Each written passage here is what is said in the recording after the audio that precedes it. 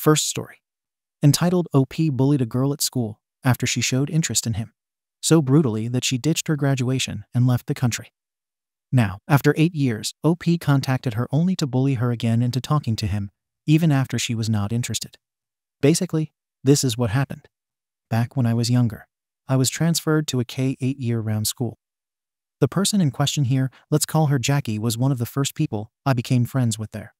After settling in, though, I started hanging out with a different circle of people. Now, even if we weren't as close as we were before at that point, I would have still considered us friends. That changed, though, when Jackie told me that she actually had a crush on me.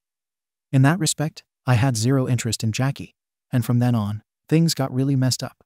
I don't even remember how it got to this point. It just kind of happened. But as the months passed, I ended up bullying her on a regular basis. Every time I would do something to her, my friends and I would have a good laugh about it. I told myself I was just being a funny prankster. One day, she caught me mid-prank. She told the vice principal, and I got detention. I was livid, and things escalated. At first, I was her sole tormentor, but once I told my friends that she had gotten me into detention, they got involved too. We would openly harass her on a regular basis. In the hallways, out on the field, in the cafeteria, anywhere. We would call her a bee and a slot, a effing piece of SHT. I wish the school caught on and stopped us at this point. People obviously noticed what we were up to, and they would ask us why we were doing this.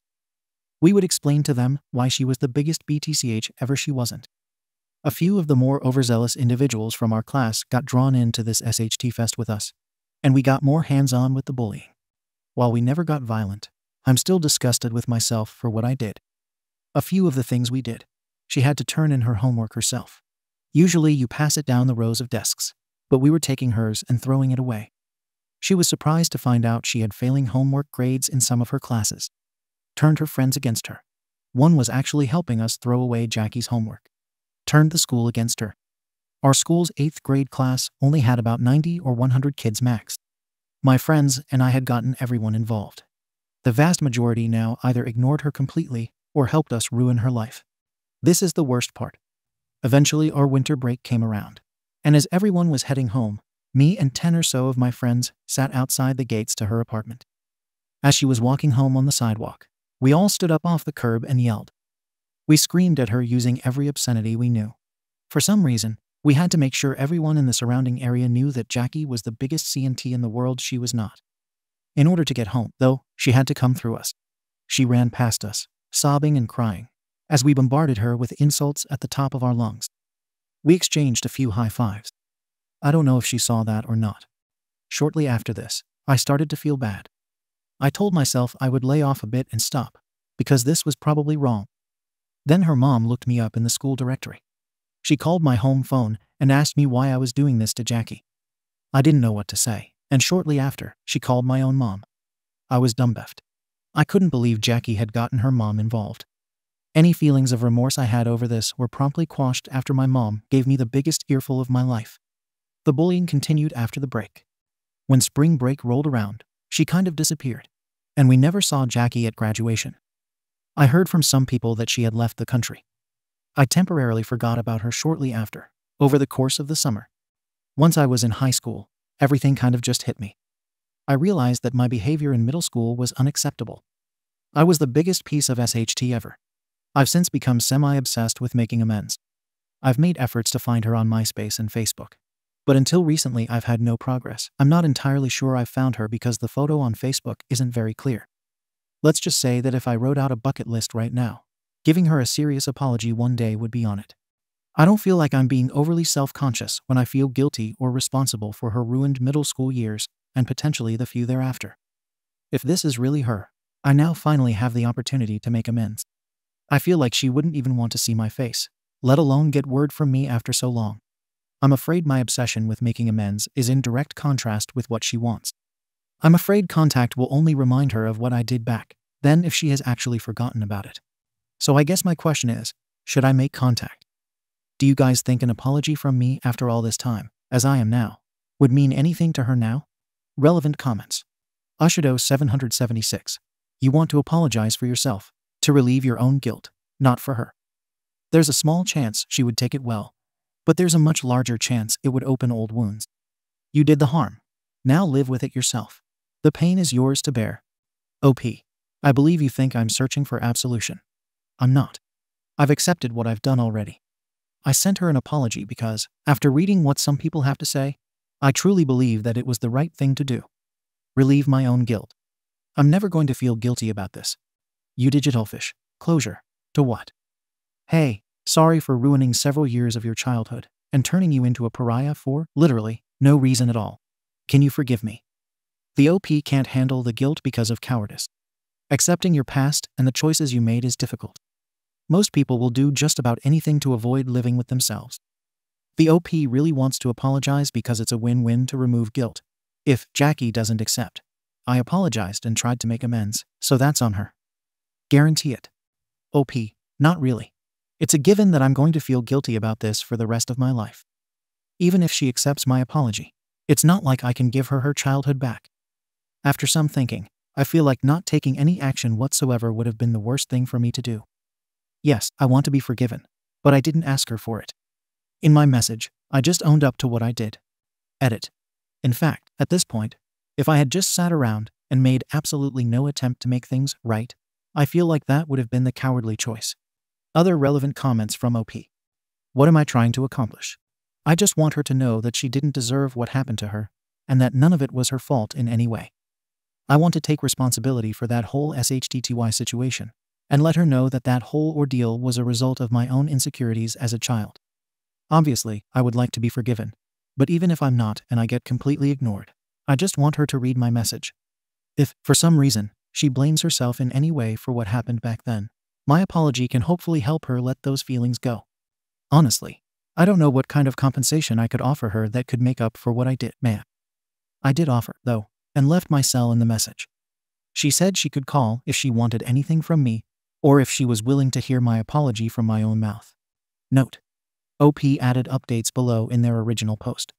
Edit. I found her Facebook profile and confirmed it was 100% hers. I had a picture of her from middle school with her braces. I sent her a message. If she wanted to make further contact with me, I left it entirely up to her. Thanks, guys. Edit 2. No response, not expecting one. But just to clarify, it was not the same profile that I thought it was before my first edit. She's using her Korean first name and is now living in Korea. I'll bet that person who got my first message is going to be pretty confused. Edit 3. She replied. We talked for a bit. I feel even worse now. She was surprised I found her under her new name. She said she appreciated the gesture and told me not to worry about it anymore because we were all young and stupid back then. She's doing really well in Korea now. I acted really SHTTY too. Not really, Jackie. I kind of wish she went off on me to give me what I anticipated and deserved. I'm going to keep up contact as long as she's willing to be with me, and maybe if she'll allow it, I can slowly make it up to her. Later, Reddit. Thanks for the advice. Second story. My SAW survivor friend confesses that she has feelings for my boyfriend. We too thought that it was a trauma bond, as he was the one who rescued her. But no, she has been actively pursuing him long before the SAW behind my back. I'm livid. At a Halloween party earlier this year, someone tried to SAW my 24F friend while she 22F was blackout drunk, and my boyfriend 23M caught the guy in the act and stopped him. He got his mom to come get her and carry her to the car. His mom took her to his house, and she stayed in his room while he stayed out with friends. He then drove her home in the morning. My friend was heavily impacted by that, and hasn't come out in a while, understandably. But we've met her a few times to hang out and such. But since then, she has messaged my boyfriend, trying to chat almost every day. My boyfriend usually replies maybe once every 3 days. He's a notoriously bad texter. This did sort of bother me at first. But I thought, maybe talking to him is comforting to her after what happened. So I pretty much ignored it and didn't let it bother me. This was until yesterday. On Boxing Day, my friend group had a get-together at my friend's flat. We had some drinks, played party games, and did a Secret Santa. We agreed to a 100 pounds limit on Secret Santa. My friend got my boyfriend and got him 380 pounds. Balenciaga hoodie. We were all like, WTF, but she said it was just to say thank you. For the rest of the party, it felt like she wouldn't leave his side either. Again, I let this slide until, towards the end of the night, another friend of ours pulled me to the side and told me that my friend had confided in her that she fancied my boyfriend and had done since the incident. Now I really don't know what to do. My friend went through something horrific, and my boyfriend saved her. But now I don't know how to reinforce boundaries in my relationship, or if I even should. Edit. Wow, this really blew up while I was asleep. I will try to reply to as many people as I can. Thank you to everyone who took time out of their day to reply. Relevant comments. Geomagus. A few things. First, good on your boyfriend and his mom. Proper heroes. You can't control your friend's feelings here. Likely, she can't control them. Infatuations are like that. And he's given her a doozy of a reason to be infatuated. Your boyfriend needs to be clear that, while they can be friends or confidants, he's with you. Romance is off the table. And big gifts make him uncomfortable. The bigger issue is beyond your ability to fix. She really needs to get some therapy to help manage the trauma and the resulting feelings. But coming from you, she could see it as jealousy and react poorly. This might be a job for mutual friends to try to coax her into therapy. Hopefully, receiving help from a therapist will make her more receptive to rebuilding boundaries. OP. Yeah, I am very proud of him. My issue is that my friend has only recently started coming out again, and only ever comes out if my boyfriend is going to be there. I worry that by saying something, it will put her in a position where she will shut herself off, which is the last thing she probably needs. Geomagus. I understand. It's a complicated situation with a ton of potential pitfalls where someone can be hurt. Above all else, your friend needs therapy. Right now, she's forming unhealthy attachments. It's all very understandable, but it's unhealthy, and it's causing problems for you or your boyfriend. I worry that you're right if it comes from you. She may react even more poorly. Maybe BF can nudge her to therapy. Maybe we are mutual friends. But someone has to. In the meantime, you or probably your boyfriend will have to try to reestablish boundaries in a gentle way. Talk to him and try to work out an approach. Maybe he shouldn't spend time with her unless you're around a gentle reminder for her. But again, she needs therapy. You and your boyfriend might talk to a therapist too. I'm not suggesting you need it, although I view it as an overall positive. But a therapist could help you find a way forward that both helps your relationship and helps her mental health. I don't know. OP. Do you have any ideas of how to go about getting my friends on her side to convince her to get therapy? I don't want to feel like I'm pushing into her boundaries or trying to tell her how to heal. But at the same time, I can't do anything because it will lead to me resenting her. Curious Dynamispink. OP, I understand she's your friend, and I truly admire your compassion and empathy.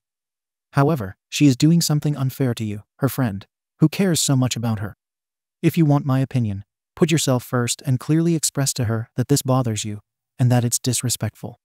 If you feel uncomfortable having a direct confrontation, I would advise you to take some distance from her. Your boyfriend should also do that. Just stop seeing her and maybe even talking to her. I also know it's unfair to ask that of your boyfriend. But maybe it would even be best to return the gift to her. This kind of thing needs to be shut down fast, or it will keep growing. OP.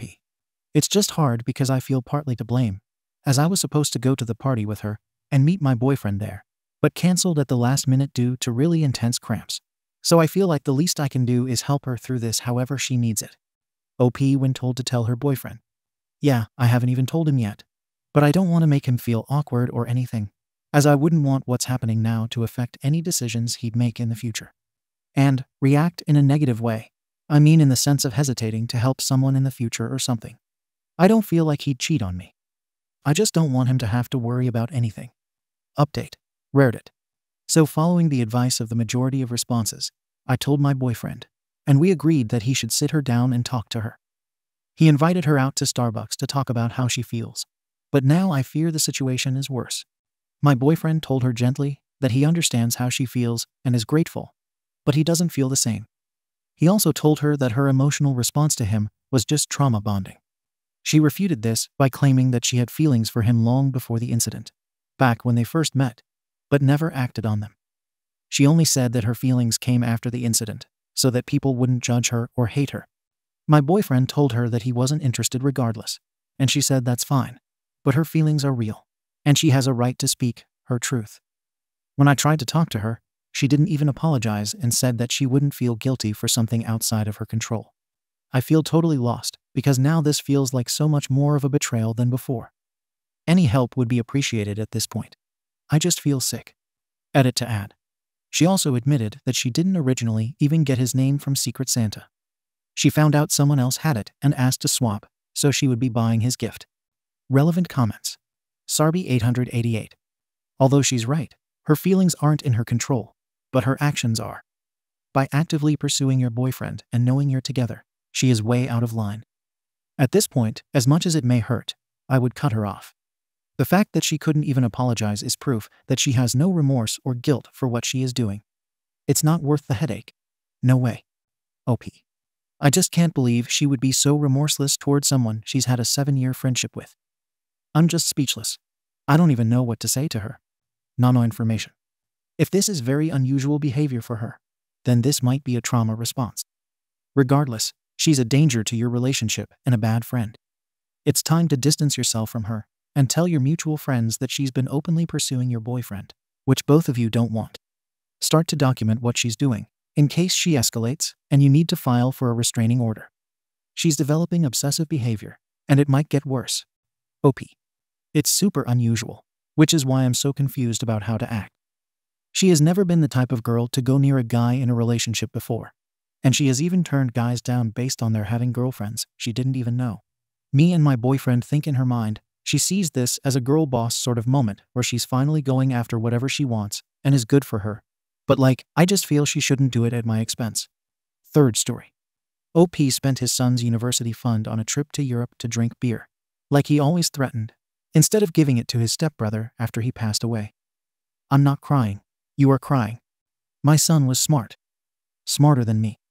I almost requested a paternity test because he was so damn intelligent. That is a joke.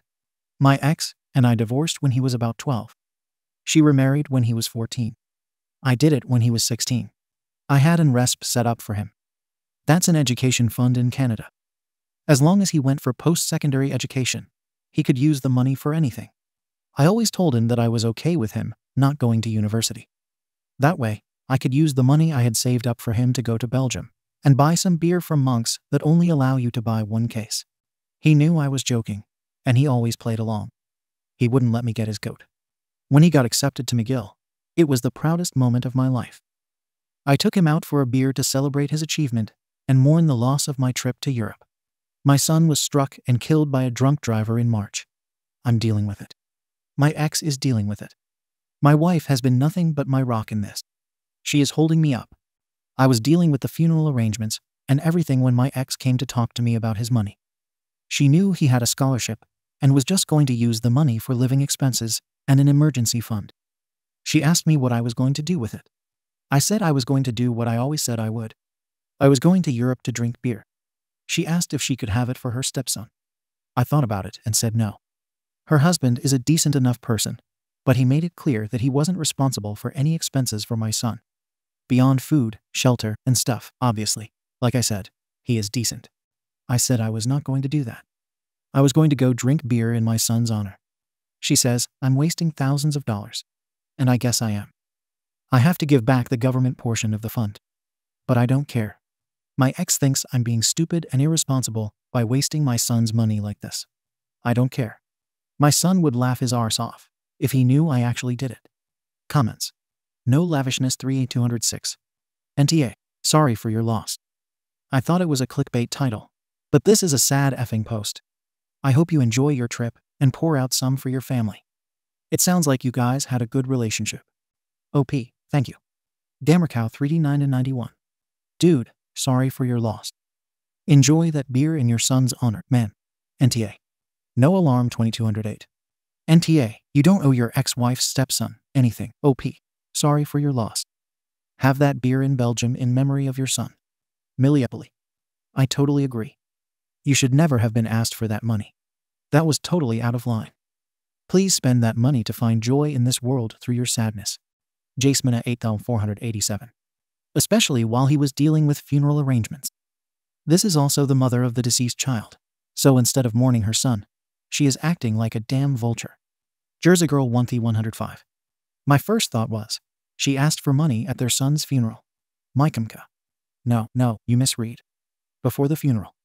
While he was making funeral arrangements for their son, Jesus, OP's ex-wife was a ghoul. Wonder why they split up. RocketDong 69T420. Wonder why they split up. The world may never know. Judgment. NTA. Update. 5 days later. Hi everyone. We are on our way to the airport and to Barcelona. We are going to be in Europe for a month. The visit to the monks at West Flitiron will be the last part of our trip. 2 reasons. I don't want to lug beer bottles all over Spain, France, Belgium, and Holland. Also, I am putting it off for as long as I can. For those of you who asked, my son's name is Ryan. He was an amazing kid. I don't know if he got his love of the microscopic world from me. I did teach him how to make his own sourdough starter, and I will be keeping it alive to make loaves and waffles with. His ashes are in our yard, on Mount Tremblant, on the shores of St. Lawrence, and I will be taking some to Belgium. My grandfathers have many friends buried there, and I think they would approve. I thank everyone who offered to buy me a beer. And while I appreciate the offer, I'm pretty sure my liver and my wife would not have been happy with me. I will be with the monks on the week of June 23rd. If you would like to join me in a toast with your favorite drink of choice, I would love that more. I love knowing that people all around the world know about my son, and he would love knowing he was toasted in such a manner. I spoke with my wife, my ex-wife, her husband, and his son. I invited them to join us, at my expense, for the last week of my trip. My wife's stepson was friends with my son. I didn't know how close we were until we spoke. They are gaming buddies. They spoke almost every day while playing online. He gave me a picture of my son, which I did not have. It is a picture of the two of them, about 14 and 15, at my ex-wife's wedding to his father. My son looked great in his suit. I cried. He did, too. We had a very awkward, but heartfelt man-to-man hug. Then we laughed. They will be coming to say goodbye to us. After talking to my accountant and my lawyer, I was told that I could not have transferred him the value of the rest. I have decided, after talking to my wife, that we are going to give him enough money to cover 1 year of tuition. Even after my trip, we will have money left over. I'm trying to do some good with it. I also said that he could call us any time he needed since he would be attending school close to us. It was so funny that he got accepted here, and my son was accepted there. I want to thank everyone who shared their condolences with me. I want to especially thank everyone who helped me plan my visit to Belgium. I know we won't see each other, but you were invaluable. I don't think I will have much to say after this. Maybe I will post an update after the trip. Comments. Snossagefist. I love updates like this. Too many people here get wrapped up in this ultimate moral right. Recognizing you're not the arsehole, but you are in a position to help others, and choosing to do so is a lovely way to be, and something we should all aspire to. Magneticmist. Truly, OP has an amazing head on his shoulders and a heart in his chest. SVCat. What a lovely update. I will put up a reminder to have an adult beverage in honor of Ryan, the week of June 23rd. Unicorn 527. I was going to say it would be great if OP could post an update on the day, so we could be reminded and join each other for a drink with Ryan. Thank you for watching the video. If you are interested in listening to these kinds of stories, we've got more in store for you. Simply subscribe to our channel, hit the like button, and share it with your friends.